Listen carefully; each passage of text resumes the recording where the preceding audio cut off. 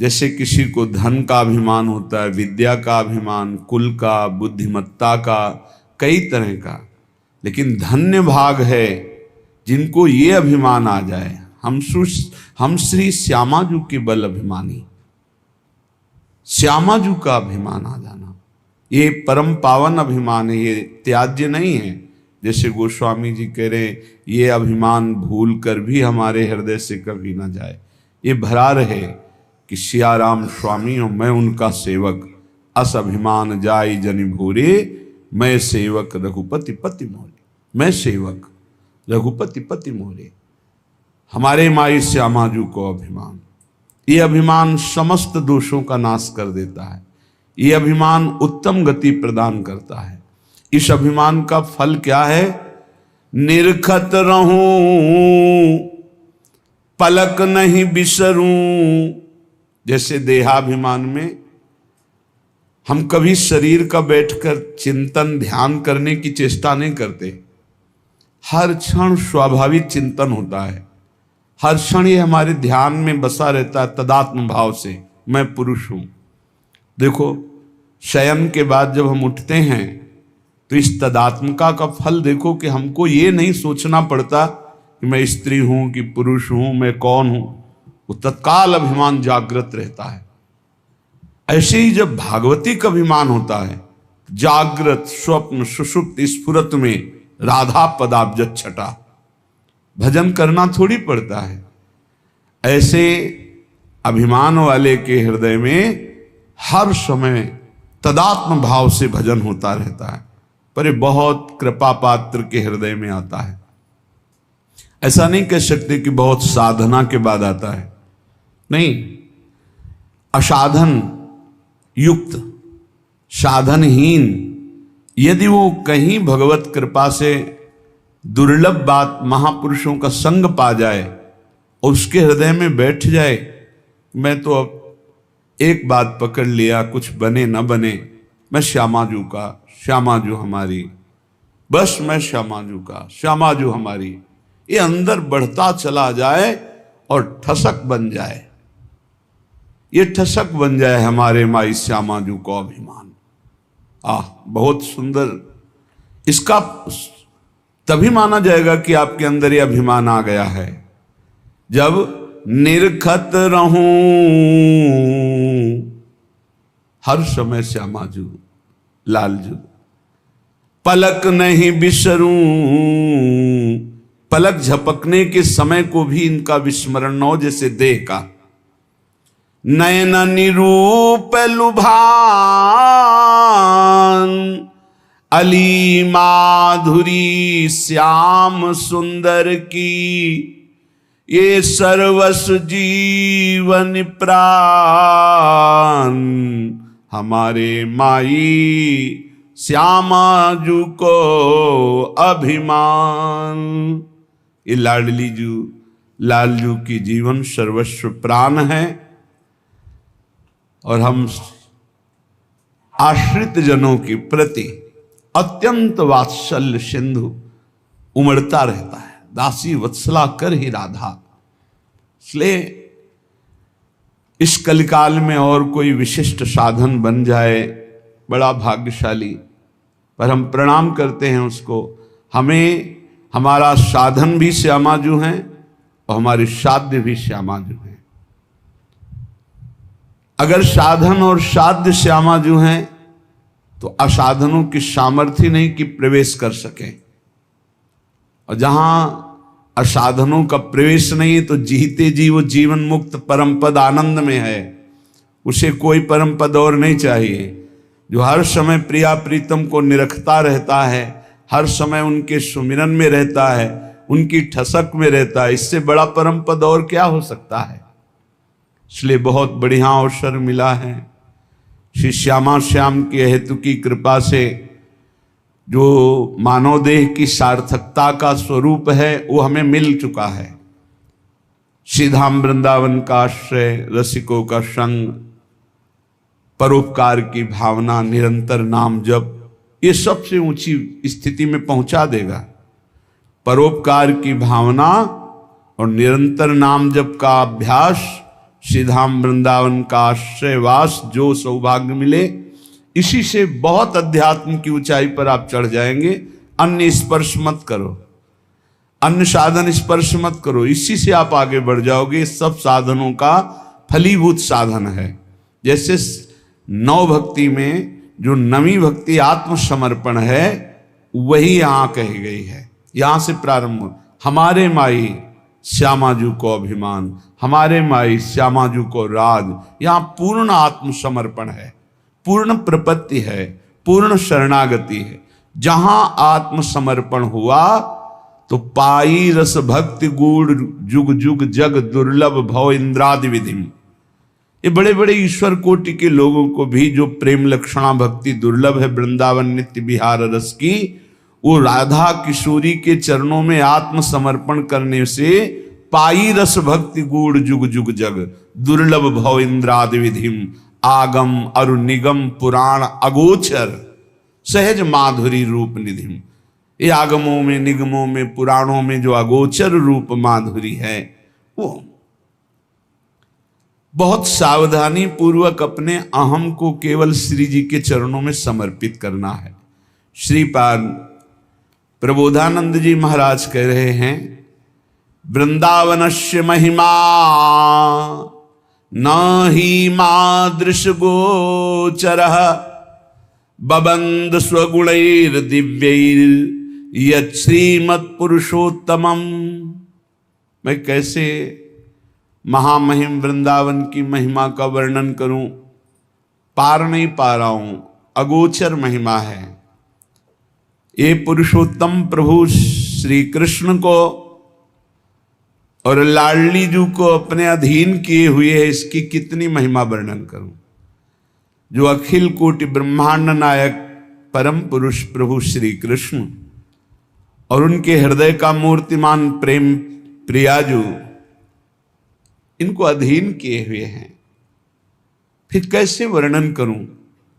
वृंदावन की महिमा वर्णन करने में बड़े बड़े महापुरुष कंपायमान हो जाते हैं, प्रेम शिथिल हो जाते हैं। क्योंकि एक शोभा हो तो देखकर वर्णन करे, प्रतिपल नवम नवम शोभा।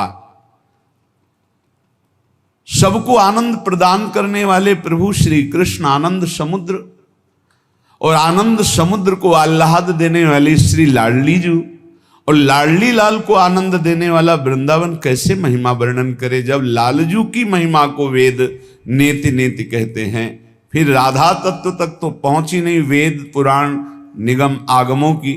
फिर ऐसे श्री किशोरी किशोरजू को अपनी शोभा अपने आनंद से लुभायमान किए हुए है। ऐसे महामहिम वृंदावन का कैसे वर्णन करूं। अत्युन्मद महाप्रेम रस सारई सुसंभृतम आत्मवत् स्वीय सकल भज वृंदावनम बनम। यहां वास मात्र से अत्यंत उन्मादकारी प्रेम प्रकाशित हो जाता है। वास मात्र से अत्यंत उन्मादकारी प्रेम प्रकाशित हो जाता है। यहां खग मृग पशु पंछी जड़ चैतन्य जितने हैं, ये आत्म स्वरूप है, ये भगवत स्वरूप है। यहां व्यवहार की सत्ता नहीं है, यहां परमार्थ की सत्ता नहीं है, ये प्रेम की सत्ता है।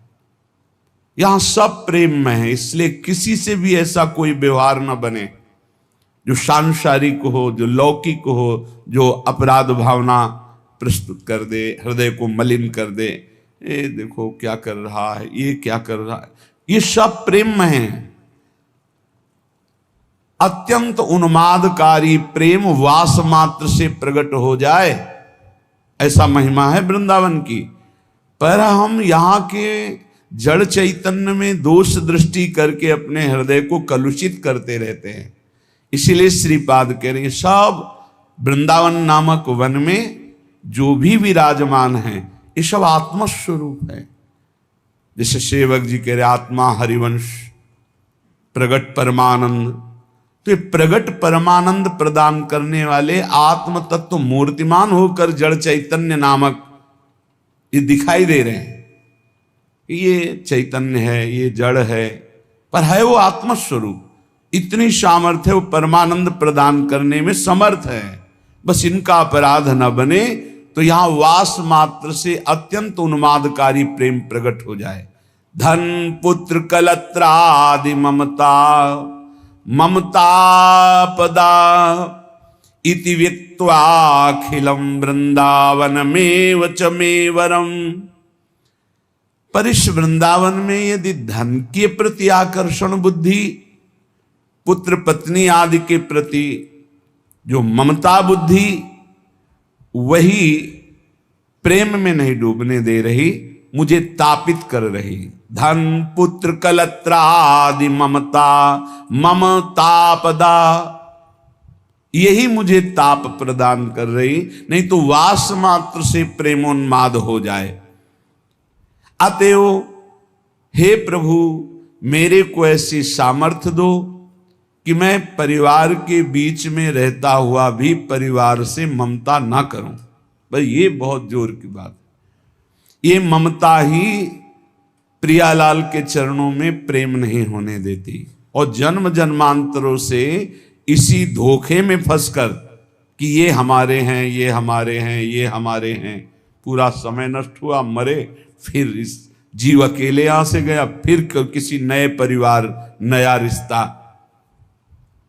हे प्रभु, मुझे ऐसा बल दो कि मैं सबकी ममता का त्याग कर सकूं। ये श्री वृंदावन में विराजमान रास रासेश्वर, रास रासेश्वरी युगल सरकार से हमारा जो प्रेम नहीं हो रहा, उसका कारण है देह ममता, पुत्र ममता, पत्नी ममता, सुहृद परिवार ममता। अब जितना आपको समय नष्ट करना है इसमें कर लो, अगर सार्थक करना है तो जल्दी से जल्दी इस ममता को प्रियालाल के चरणों में समर्पित कर दो। ममता समर्पित कर दो, सब वैसे ही चलाओ जैसे चला रहे हो। ममता अगर श्री जी के चरणों में नहीं हुई, इनमें हुई, तो अंतिम बात जो हमें उन्मादकारी प्रेम चाहिए था वो नहीं मिलेगा। क्योंकि प्रियालाल के चरणों से जो हमारा संबंध है वो तो है, वो पर प्रकाशित होता है ममता होने से। एक अहमता ममता ये जग में है दुखदाई, ये जब श्री जी की ओर लगे तो होत परम सुखदाई। समेट लो, प्रवीण हो बहुत जल्दी समेट लो, मंद हो धीरे धीरे समेट लो, निकृष्ट हो समेट ही नहीं पाओगे, काल तुम्हें समेट लेगा। हमारी बात को समझ जाओ, कोई आ नहीं तुम्हारा, तुम नहीं हो किसी के, बस तुम एक अपने कर्तव्य को करने के लिए आए हो। तुम्हारा एक कर्तव्य है जो किसी जन्म में नहीं हुआ, भगवत प्राप्ति, भगवत प्रेम प्राप्ति। और सब कर्तव्य लाखों बार निर्वाह कर चुके हो, उन कर्तव्यों की ताकत नहीं कि आवागमन से रोक सके। आवागमन के चक्र को रोकने की ताकत एकमात्र भजन में है। जितना प्रिया प्रीतम का नाम जप करेंगे, लीला गुण गायन करेंगे, उनसे अपनापन होगा, सबकी ममता हटेगी, तभी भगवत तत्व का बोध या प्रेम प्राप्ति होती है। महासहानि दुखानि सुखान्युन्मादकानि वा वृंदावन दृढ़ प्रीतिम नालम चालयितुम हिमाम। धाम में जब श्री जी ने कृपा करके हमको बुला लिया तो महासहानि दुखानि, अब वो हमको सहाएंगी दुख, तैयार हो जाओ। फिर सुखान्युन्मादकानि वा, ऐसा सुख मिलेगा जो उन्माद पैदा कर देगा, तैयार हो, पहले दुख भोगना है। फिर अपार सुख है। क्यों कहा कि दुख भोगना है? क्योंकि दुखालय संसार में आए हैं। जब भगवान अवतरित होते हैं तो लीला में भी दिखाई देता है बड़ा वियोग, बड़ा संयोग, बड़ा दुखद, बड़ा सुखद समय। एक समान तो बाहरी परिस्थिति में नहीं दिखाई दिया, अंतर में तो एक ही हैं, एक समान है, सम है, पर व्यवहार में कभी संयोग, कभी वियोग, कभी दुखद परिस्थिति, कभी आनंदमयी परिस्थिति। जब ईश्वर के अवतार लेने पर ऐसा है तो फिर मनुष्य, जब आप मनुष्य रूप में आए हैं, साधना में लगे हैं, तो दुख आएगा। दुख और महादुख, महादुख असाध्य, किसी भी तरह से टलने वाला नहीं है, भोगना ही भोगना है। साधारण दुख अलग होते हैं, महादुख जब तक जीवित रहोगे भोगना ही पड़ेगा। मतलब मृत्यु ही है इसकी औषधि, दूसरा उपाय नहीं। ऐसा भी दुख आएगा, सह जाओ। सुखान्युन्माद का निवा, आगे आने वाला है महान उन्माद प्रकट करने वाला सुख, प्रियालाल का प्रेम। इसलिए वृंदावन दृढ़ प्रीतिम, दृढ़ प्रीति करो वृंदावन से, वृंदावन के अधीश्वर से। विचलित मत होना दुख आने पर, क्योंकि हमारे कर्म ही हैं और कोई नहीं। हमारे ही कर्म हैं जिनको हमें भोगना ही पड़ेगा। तो हिम्मत कर लो, कमर कस लो, चलो इस मार्ग में। जैसे अभी आपको कोई दुख नहीं, कोई परिस्थिति बिगड़ी नहीं, बड़े आनंद से समय कट रहा है, बिल्कुल होश में हो जाओ, आगे आने वाला समय है। एक भगत जी से जब हम बात करते तो उनसे कहते भजन करो, तो हाँ हाँ ऐसा करो, हाँ हाँ। अब जब गिरा समस्या का तो होश उड़ गए, चेहरा उड़, वो शांति, वो प्रसन्नता सब गायब। क्यों? पहले से तैयार नहीं थे ना, उस दुख के लिए तैयार नहीं थे। इसलिए रोज सत्संग में आपको तैयार करते हैं। कोई असाध्य रोग हो सकता है, कोई घटना घट सकती है, कोई परिस्थिति बिगड़ सकती है, जहां से तुम्हें सुख मिल रहा है वो बंद हो सकता है, जो तुम्हें प्यार करते हैं वो हट सकते हैं, जो तुम्हें अपना मानते हैं वो तुम्हें छोड़ सकते हैं। ये सब पहले दिमाग में रख लो, ये बहुत अच्छा रहेगा, बहुत पक्के हो जाओगे। जब घर से निकले तो जन्मभूमि से थोड़ा ही निकले थे कि मन ने डरवा दिया, भोजन कहां करोगे, कौन देगा भोजन का। ये तो अभी तो शुरुआत ही हुई कि इसने हमारा साथ ही देना बंद कर दिया, बिल्कुल घबराहट पैदा कर दी। कहां रहोगे, कौन तुम्हारा पालन पोषण करेगा, कौन तुम्हारी रक्षा करेगा। इतने प्रश्न उठा दिए पर कदम नहीं रुका, खड़े नहीं हुए, भागे। कहीं कोई जग न जाए, कहीं कोई देख न ले, बस भागते गए और उत्तर देते गए मन को, प्रभु जहां जैसे रखेंगे वैसे रहूंगा, प्रभु भूखे रखेंगे तो भूखा रहूंगा, प्रभु अगर पिटवाएंगे तो पिट लूंगा, प्रभु मरवा डालेंगे तो मर जाऊंगा, कदम पीछे नहीं लौटाऊंगा। पता नहीं पूर्व का कुछ होगा ऐसा। वही शब्द पूरे जीवन भर उत्तर देता रहा इस मन को।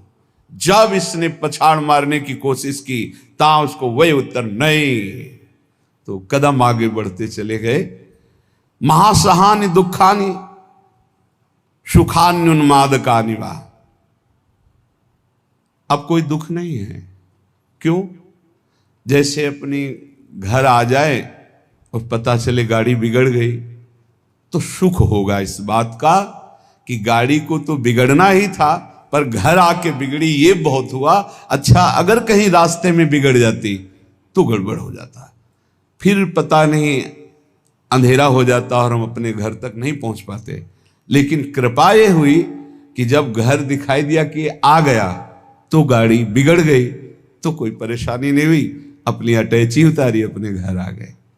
ऐसे महासुखानी, पक्का विश्वास करो, यदि आप पहले से तैयार रहोगे दुखों से लड़ने के लिए तो आप कभी प्रश्न नहीं करोगे कि हमारे साथ भगवान ऐसा क्यों कर रहे हैं।